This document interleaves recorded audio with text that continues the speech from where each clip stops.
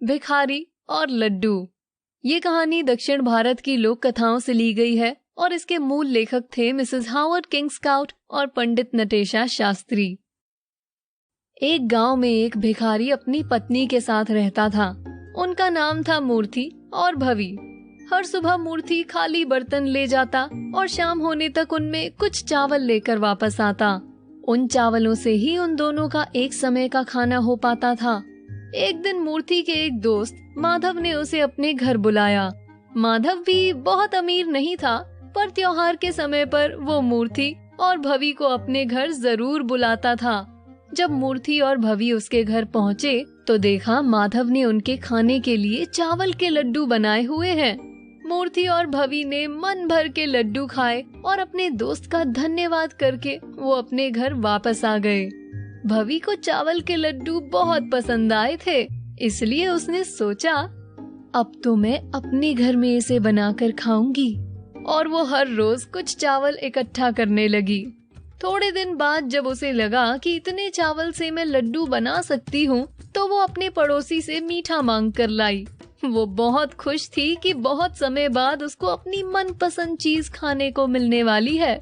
भवी तुरंत अंदर गई और विधि अनुसार उसने चावल के लड्डू बनाने शुरू किए।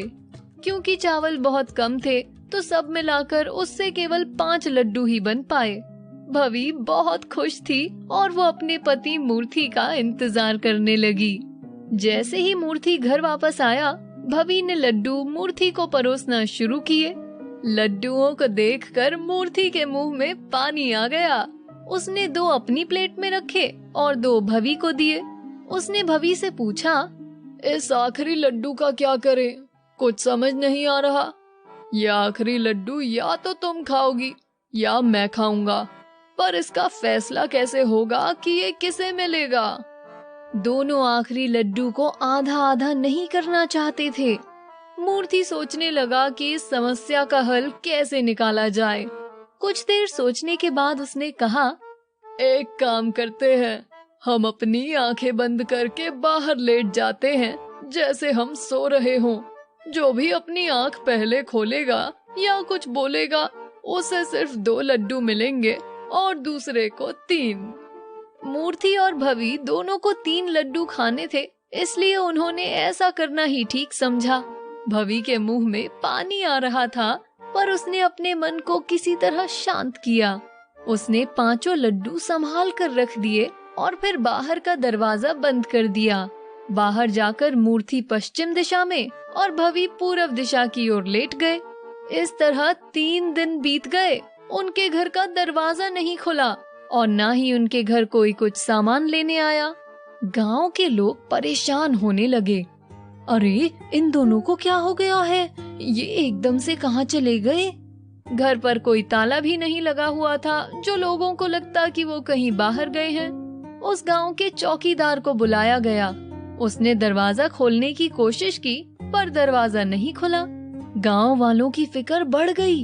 एक ने कहा, अरे ये तो अंदर से बंद है, जरूर इनके साथ कोई हादसा हुआ होगा। अंत में गांव के सरपंच ने चौकीदार को दीवार कूदकर अंदर जाने को कहा। इस दौरान पूरा गांव इकट्ठा हो चुका था। चौकीदार घर के अंदर गया तो उसने देखा कि मूर्ति और भवी जमीन पर पड़े हुए हैं। वो उनको ऐसी हालत में देखकर डर गया। उसने अंदर से दरवाजा खोला और सारे गांव वाले जल्दी से अंदर आ गए। गांव वालों ने भी मूर्ति और भवी को नीचे जमीन पर देखा तो उन्हें लगा कि दोनों अब नहीं रहे। उधर मूर्ति और भवी दोनों सारी बातें सुन रहे थे, लेकिन दोनों ने ना अपनी आंखें खोली और ना ही कुछ बोला। उनके दिमाग में सिर्फ लड्डू के सपने चल रहे थे। गांव वालों ने कुछ पैसे जमा किए और आखिरी रस्मों की तैयारी शुरू की।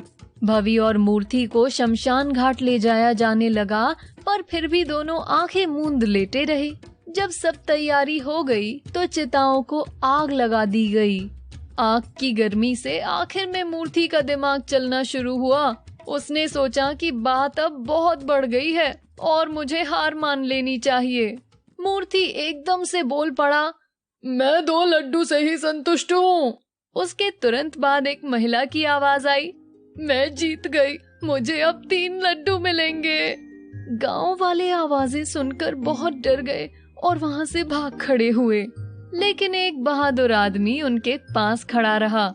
उसने मूर्ति और भवी के पास जाकर पूरा किस्सा जाना और फिर आके सब गांव वालों को भी बताया। उस दिन के बाद सब गांव वाले मूर्ति को लड्डू भिखारी के नाम से बुलाने लगे और वो जहां जाता लोग उसे दान में लड्डू देने लगे।